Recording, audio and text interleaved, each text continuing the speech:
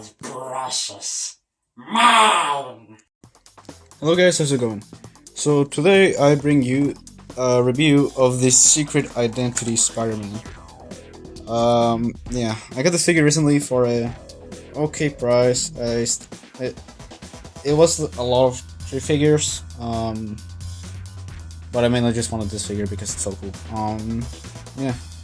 So as you can see, here's the front of the box, and here's the back of the box. There. Alright, now let's get this guy out of the packaging. And here is the figure out of the packaging. As you can see, the figure is really, it looks really good. My main problem with this figure is that it doesn't have a lot of articulation, but as you can see, this guy has some pretty cool paint application, and the coolest part about this is that the webs are painted like a gloss black, so it always looks good.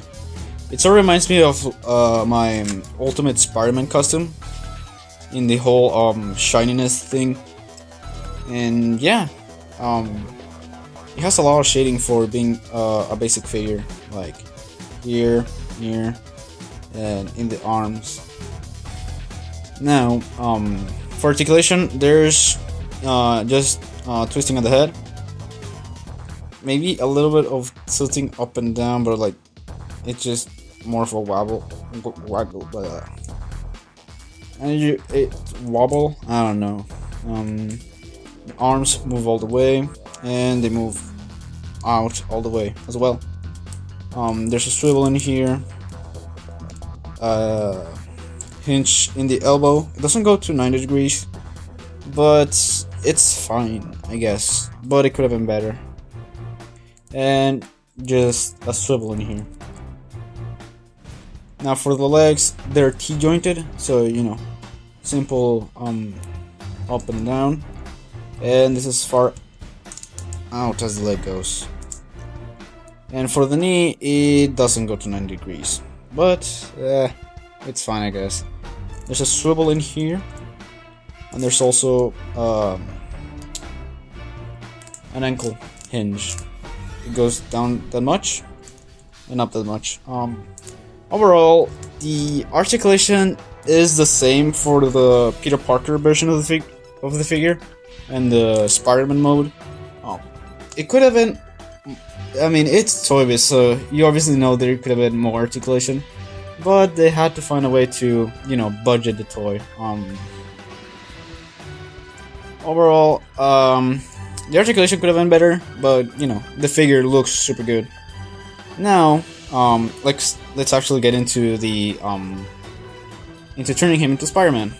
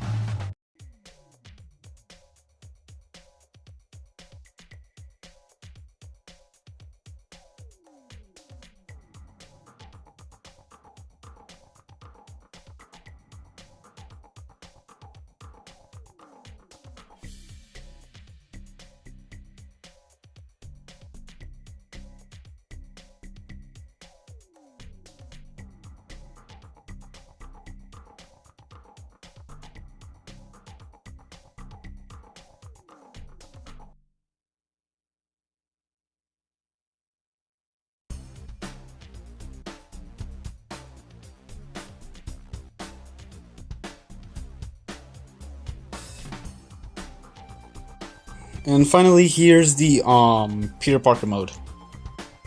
Man, that thing is hard to do. The main problem with this figure is that the clothes are made of rubber, which due to time they could deteriorate, so you do have to be careful. But other than that, this thing looks amazing.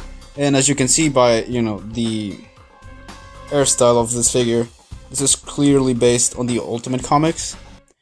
And I gotta say, it's really, really good. For Toy Biz faces, which weren't really good most of the time, this looks amazing. I know in some videos he doesn't look super good due to the lighting of the video, like this. But when you have it in person, it just looks so good. The hair is sculpted pretty nicely. The face, it does look like it comes out of the comic. And the clothes as well. He even has like the web shooters sculpted in there. Yeah, it's just super cool. The only main thing I have a problem with is the backpack. And being Peter Parker, it's a big piece of rubber, which is heavy. Like if I just place him like this, he's gonna fall. But it looks nice, I guess. Maybe they could have chosen another color. But people say, especially like in Glenn's video, he says that he wanted like a camera with this Peter Parker. But like I said, this is based on Ultimate Peter Parker. He doesn't really need a camera as he's not a photographer. He's like the web manager or something. So yeah, I think I prefer him with the backpack. He's carrying the costume or notebooks. He's still in high school. Other than that, everything is nicely painted. Like there is some dry brushing on everything, like in the pants and the shirt. So it's not just colored rubber. They even painted the buckle, which is something that Hasbro wouldn't do, and I'm glad that they didn't release this figure. Because the only figure, well, there's two figures that are similar to this one, which is the Toy Biz, which is the Hasbro 2007 exclusive San Diego Comic-Con Stan Lee, which turns into Stan Lee, Peter, and Spider-Man. That figure is good, but I don't like that Peter face. And there's also the Spider-Man 1 Wrestling Spider-Man. That figure is good, but I've heard the rubber is quite fragile on the figure. Plus, that figure is older than this one, so I'd imagine it being more fragile. And then it was re-released by Hasbro. And as you can imagine, it was re-released in the dark days of Hasbro, so it's not really that good of a figure. But yeah, this thing just looks amazing. And the cool thing is that it still has pretty much the same articulation as the Spider-Man mode. Like this and that. The only main problem with this is that the legs, if you move them, they just spring back because of the rubber being so thick. And yeah, it just doesn't have the same range of articulation as the Spider-Man. But other than that, it is a super cool figure. Like if you put this on your shelf, it'll stand out because frankly there isn't a lot of Peter Parker figures. Well, there is the Hasbro one from 2020, but it doesn't interest me to have it because of those dumb glasses. But yeah, really. Yeah, now let's get to some size comparisons. Then as you can see, here's Peter Parker standing next to my Ultimate Spider-Man custom figure and my Ultimate Carnage custom figure. They're pretty much about the same size, which is good. And if you guys are wondering, the Spider-Man mode is also the same size as the Peter Parker one. So yeah, there's that. And yeah, they scale pretty well. Carnage is supposed to be taller than Ultimate Peter. And yeah, this guy's scaled pretty well. And here he is standing next to the Revoltic Venom and the Fearsome Foe Spider-Man. This guy is just a little bit taller, and this guy is also just a little bit taller, but not by much. Yeah. But I do have to say, these two have a super good dynamic, you know.